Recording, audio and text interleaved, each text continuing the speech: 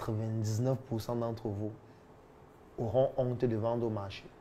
Pour une raison qui est simple. La première raison, c'est à cause de l'école.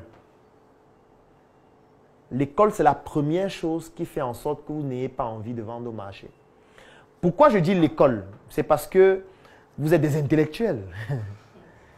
Vous avez brillamment passé votre bac, parfois avec mention. Vous êtes dans une université ou une école prestigieuse. Vous venez de décrocher votre master 2, vous êtes un ingénieur, vous êtes médecin. Vous avez terminé vos études avec brio, vous êtes un expert comptable, vous êtes un fiscaliste de qualité, vous êtes un programmeur qui réalise des prouesses. Et on vous dit d'aller vendre au marché. Quelle décadence, quelle fracture, quelle humiliation. Ça veut dire que mes collègues vont me voir au marché avec des sacs, en train de dire sac, sac. Mes collègues vont me voir derrière un réchaud où je suis en train de faire les crêpes. Mes collègues vont me voir en train de vendre les ballons à Mokolo. Mes collègues vont me voir en train de coiffer les gens. Ça ne passe pas. Mieux vaut mourir pauvre au lieu d'accepter cette humiliation. Et beaucoup acceptent de mourir pauvre au lieu de faire ça. Donc, la première difficulté que vous allez rencontrer en voulant vendre en dehors d'Internet, c'est le fait que vous ne pourriez pas voiler votre identité en vendant en dehors d'Internet.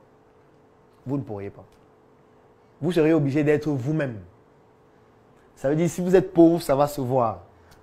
Et vous devez aimer ce que vous êtes.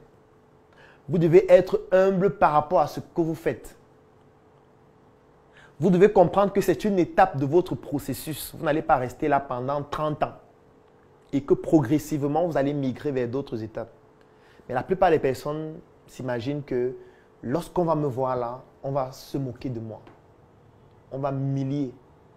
On va me dire que dans toute l'école que tu es allé faire là, donc tu as eu le bac, tu es allé faire Master 2, tout ça c'était pour vendre les beignets à Tinga. Tout ça. Donc toutes les études que tu faisais là, l'arithmétique, tu partais au tableau, tu faisais des équations complexes. C'était pour vendre le pain avec les œufs. Tout ça. Comment tu peux te réduire autant?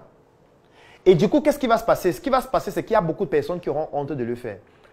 Et comme elles ont honte de le faire, elles vont plutôt vouloir choisir Internet.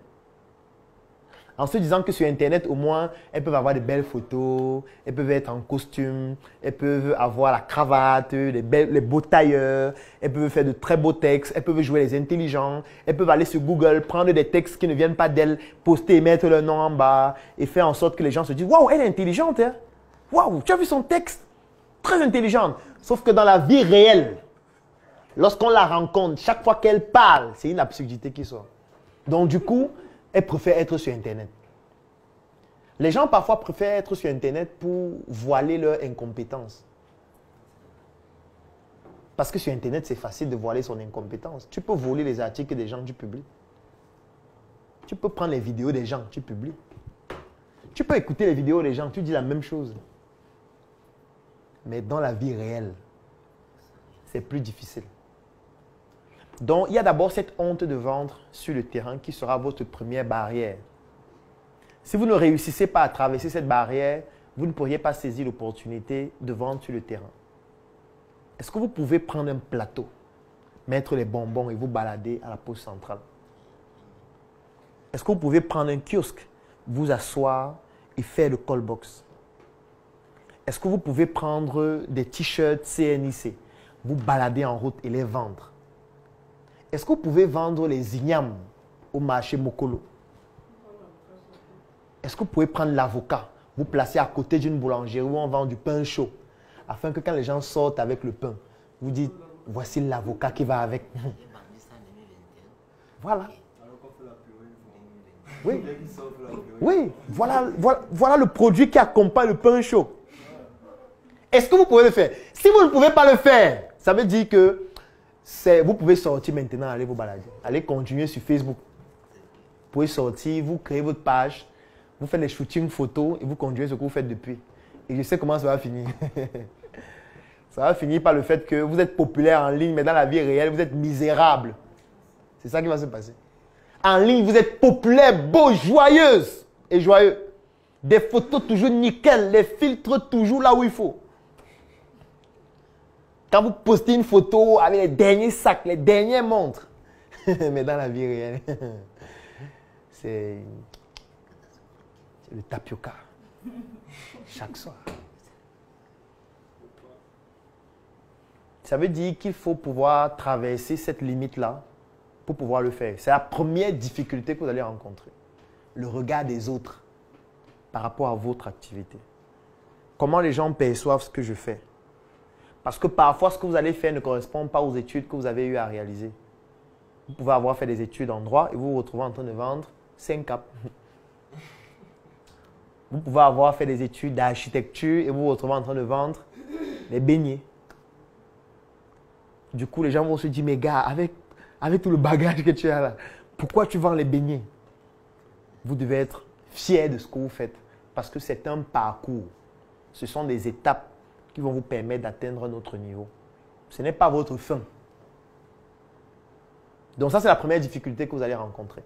La deuxième difficulté que vous allez rencontrer, c'est le fait que lorsqu'on vend des produits ou des services sur le terrain, on doit aimer vendre.